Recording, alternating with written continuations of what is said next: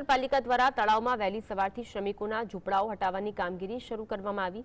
ઝૂંપડા ન હટાવવા મામલતદાર, ધારાસભ્ય અને સંસદ સભ્ય સહિતના લોકોને આવેદનપત્ર ગત 4 તારીખે પાઠવ્યું હતું।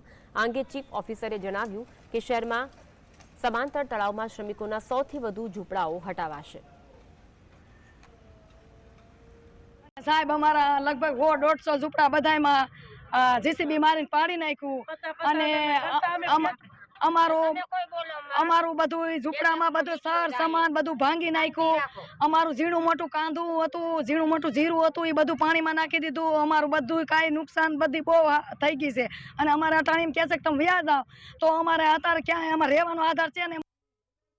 ના રોજ ડિમોલેશન કરવામાં આવેલું, ત્યારબાદ ત્યારે લગભગ 20 થી 25 ઝૂંપડાઓ દૂર કરવામાં આવેલા। ત્યારબાદ અહીંના જે સ્થાનિક દબાણકર્તાઓ છે તેઓની માગણી હોય કે અમો 2 દિવસમાં સ્વેચ્છાએ દબાણ દૂર કરશું, જેથી 4 અને 5 2 દિવસનો તેઓને સમય આપવામાં આવેલો। તેમ છતાં પણ તેઓ દ્વારા કોઈ પણ પ્રકારનું દબાણ દૂર કરવામાં આવેલું નહીં અને જે દબાણ નગરપાલિકા દ્વારા દૂર કરેલું હતું તેમાં પણ પાછા ફરીથી ઝૂંપડા બનાવવાનું શરૂ કરેલું હોય, જેને ધ્યાને લઈને આજે સવારે આ દબાણ દૂર કરવાની કાર્યવાહી શરૂ કરવામાં આવેલી।